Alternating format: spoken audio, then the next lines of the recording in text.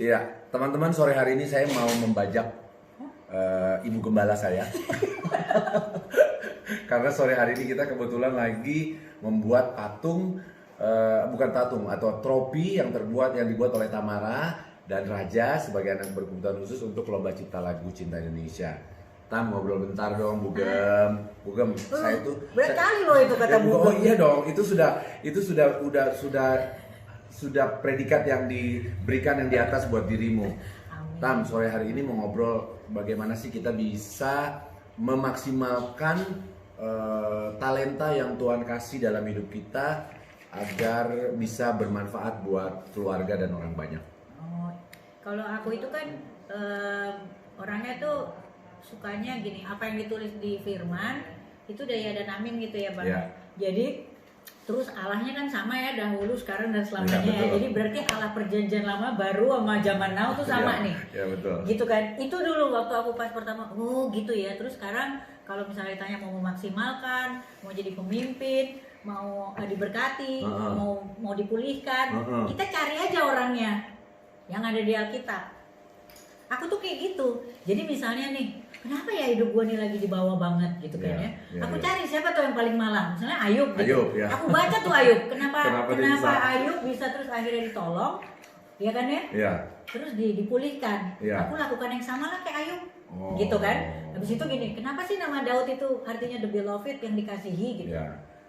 Berarti kan namaku harusnya dikasihi juga. Ya. Kalau cuma nama Daud, seluruh dunia ngasih nama Daud. Iya, betul. Ya kan ya, berarti Allah pilih kasih dong, bukan maha pengasih. Iya. Jadi aku pikir gini, oh aku si Daud nih ngapain? Ku baca lah tuh Mazmur habis-habisan, ku tirulah dia. Namaku hari ini juga yang dikasihi. Jadi kalau kenapa harus ada prolog gitu? Maksudnya sekarang kan pertanyaannya gimana sih memaksimalkan gitu kan? Iya. Memaksimalkan itu berarti kita cari juga nih orangnya. Ini Allahnya sama nih, kalau dia tolong Daud, tolong Ayub di perjanjian lama, dia juga akan tolong kita yang ada di zaman now ini. Betul. Itu Allahnya sama, belum ganti dan gak akan ganti. Iya.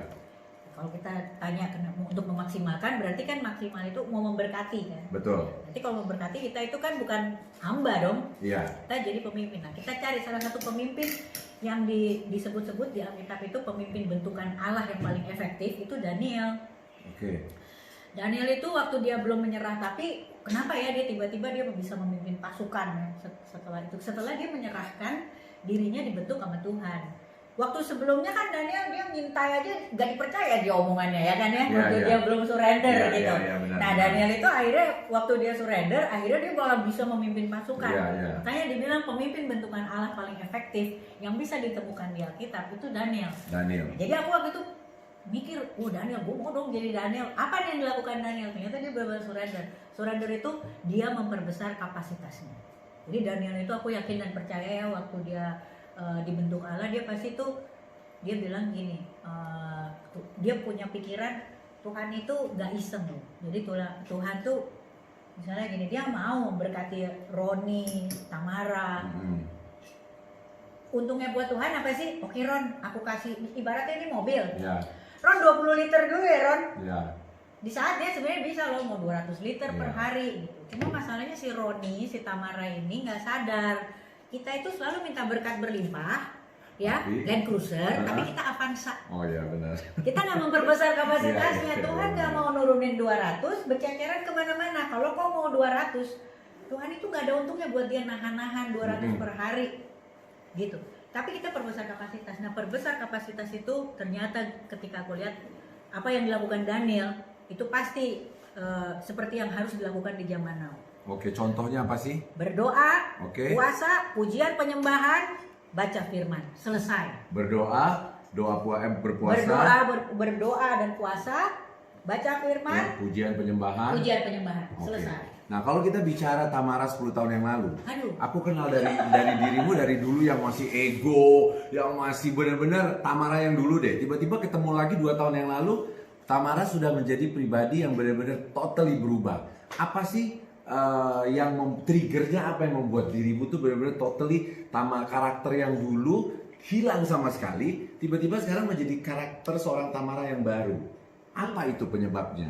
Iya, waktu saya ini Bang, memang betul-betul waktu itu aku mikir cuma gini, apa sih? Jadi saya memulai segala sesuatu memang dengan kemarahan. Waktu itu ya marah. Ini kok nama pertanyaan saya cuma gini, Tuhan, ini Daud, seluruh dunia ngasih nama anaknya Daud. Artinya yang dikasihi. What's wrong with my name? Kenapa hidupku begini banget? Berarti kau itu bukan Allah Maha Pengasih ya, Allah pilih kasih. So I stop everything waktu itu ya, nggak ke gereja, nggak apa karena I was so mad. Gitu. Tapi akhirnya di hari itu, karena aku pengen tahu, mungkin karena aku penulis ya, jadi aku terbiasa membaca kan. Jadi satu-satunya buku yang akhirnya aku baca pada saat itu untuk mencari kesalahan itu adalah buku Alkitab. Aku cari tahu tuh si Daud, ini apa ya dia ya, kenapa dia jadi yang dikasih, apa yang dia lakukan. Ternyata di tengah kemarahan itu pun cara Tuhan paling mesra dan paling hangat untuk membuatku kembali membaca firman. Dahsyat ya Tuhan ya, dia bikin itu ya. Jadi aku cari nih si Daud. Si Daud ini ngapain dia? Di situ aku ketemu ya Daud itu ya, kenapa dia akhirnya namanya yang dikasihi Tuhan. Dia bilang di situ, doa bertemu orang fasik. Dia kasih lihat doanya. Begini. Pasal-pasalnya, detail dia. Aku yakin dan percaya itu ada gambus kecapi ya, gambus 10 tali ada kecapi di situ. Terus orang fasiknya siapa dia nggak cerita bang. Doa pada waktu sakit. Semuanya konsisten. Kalau kita mungkin udah selonjoran ya doa waktu sakit atau nggak doa sama sekali. Daud nggak cerita loh sakitnya apa. Itu mungkin prostat, kanker, iya kan bukan cuma migren gitu, tapi dia nggak cerita gitu. Terus doa pada waktu sesak, apakah Daud pernah sesak? Pernah. Sesaknya kenapa? Gak ngasih tahu bang, tapi dia ceritain ini doanya seperti ini. Jadi Mazmur itu ternyata Daud itu mau ngasih tahu, lakukan hal yang sama gue. Bikin Mazmurmu sendiri. Jadi jangan dari Mazmurnya Daud itu kita pakai cari ayat-ayat favorit. Enggak, bangun. Sejak saat itu aku bilang ini, aku nih penulis Tuhan. Aku bisa lakukan lebih daripada Daud. Aku Daudmu di zaman now. Daud ada di perjanjian lama. Akhirnya aku mulai ngapa-ngapain. Aku bilang ini si Daud ya, lihat jambul Harun, dia ingat Tuhan berarti. Berarti aku harus bisa ingat Tuhan lihat jambul bapakku. Misalnya gitu, ya kan? Gunung Hebron gitu kan ya. Oke, aku turunan jalan bang.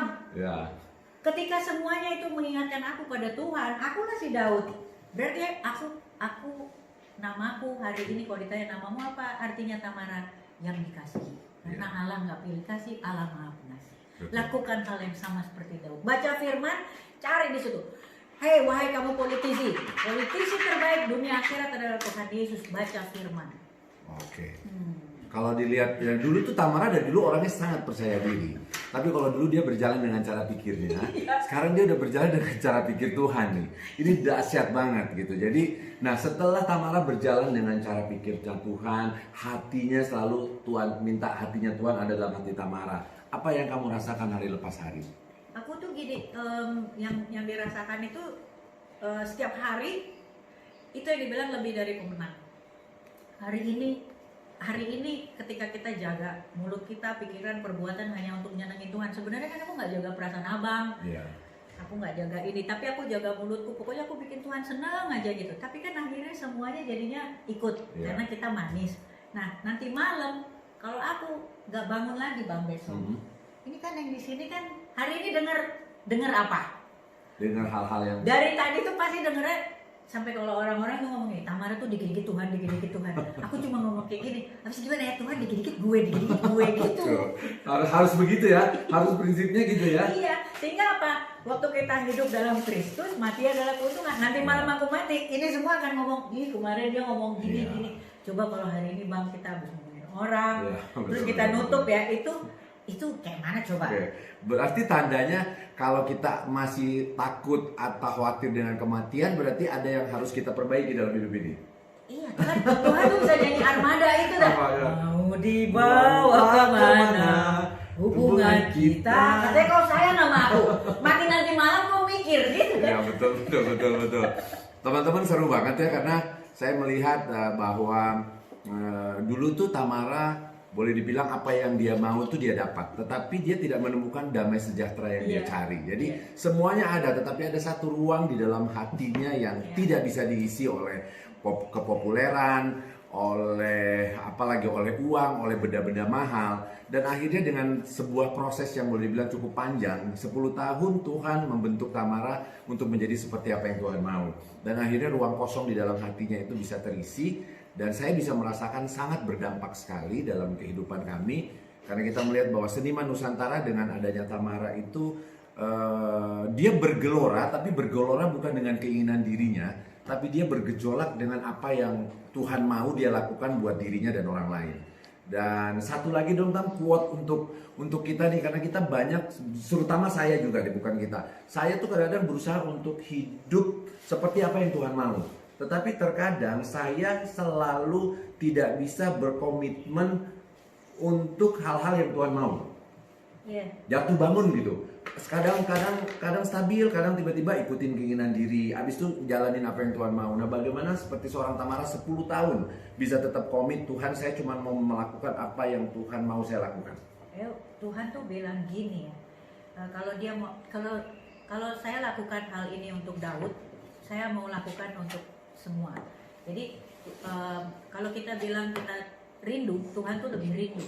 Waktu kita bisa taruh itu di sini, bahwa apapun yang kita pikir itu sebenarnya adalah kebalikannya. Itu dengan sangat gampang kita akan terus konsisten. Jadi nggak ada tuh kata-kata misalnya, oh ya si Roni lagi on fire, enggak. Ketika kita selalu jaga api kita. Cara menjaga api kita itu adalah dengan menjaga api orang lain. Jadi kalau aku berkobar-kobar tiap hari, sebenarnya aku tuh jaga apiku sendiri Bang, dengan ngebakar abang, dengan ngebakar ini, dengan ngebakar siapapun yang deketin Tuhan, itu aku sebenarnya ngejaga diriku sendiri. Betul. Gitu. Jadi berarti kobaran api itu harus tetap dijaga melalui hubungan yang intim dengan Tuhan. Benar, dan Tuhan tuh mau siapapun yang dia dekatkan, siapapun yang datang, itu kamu kobarin apinya lagi. Kenapa? Bukan untuk berbuat baik, bukan untuk buat Tuhan, tapi kamu sebenarnya berbuat baik untuk dirimu sendiri. Kobaran apiku ini sebetulnya adalah ketika aku ngebakar abang, ngebakar siapapun yang ada di sini. Yang dari tadi aku omongin apa segala macam itu sebenarnya aku sedang menjaga kobaranku sendiri. Jadi pesan Tamara, biarlah roh kita terus menyala-nyala, ya kan? Biarlah rohmu menyala-nyala dan layanilah. Bagaimana roh menyala? Itu hukumnya kayak saklar on off. Kenapa saya minta semuanya untuk berdoa, kalau bisa juga puasa on off. Kalau rohnya nyala berarti dagingnya harus off, harus mati. Gimana matiin daging? Salah satunya pastinya nggak ngasih makan. Apa makanan daging? Berpuasa secara jasmani. Rohaninya apa? Puasa juga, nggak ngomong jorok, nggak mikir macam-macam, sumpah serapah. Jadi gitu.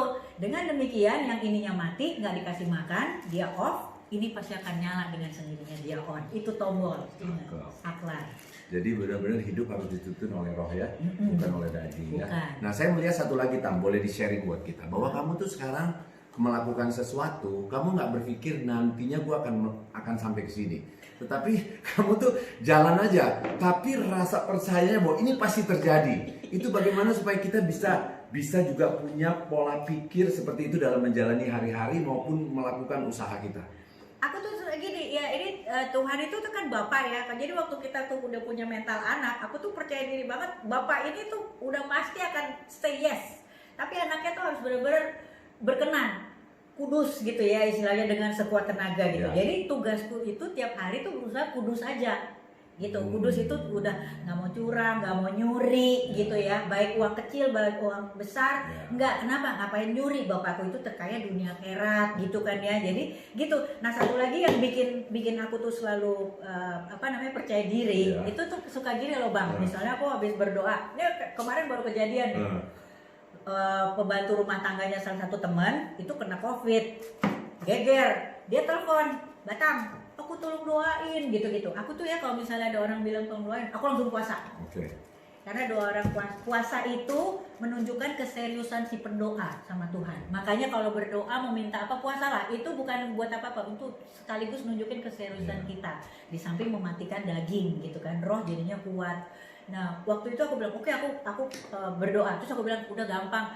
Gak ada kalian negatif semua, udah pasti Bapak gue gitu kan ya. Nah, ternyata kan udah ya, dia bilang, wah makasih ya, tapi lakukan bagianmu juga gitu. Dia juga harus berdoa. Itu istilahnya gini, kalau kita bilang ke Bapak kita, nanti ini ya Bang Roni, kenapa? Bang Roni tuh temanku Pak, baik, terus gini. Dia nggak berdoa, dia datang petatang peteteng, dibatalin lah sama bapaknya. Temen kamu datang nggak sesuai aplikasi gitu kan ya. Nah, betul. Dia ikut berdoa. Dia bilang gitu, kamu ikut berdoa ya, lakukan bagianmu, aku juga di sini lakukan bagianku. Akhirnya benar kan, dia negatif.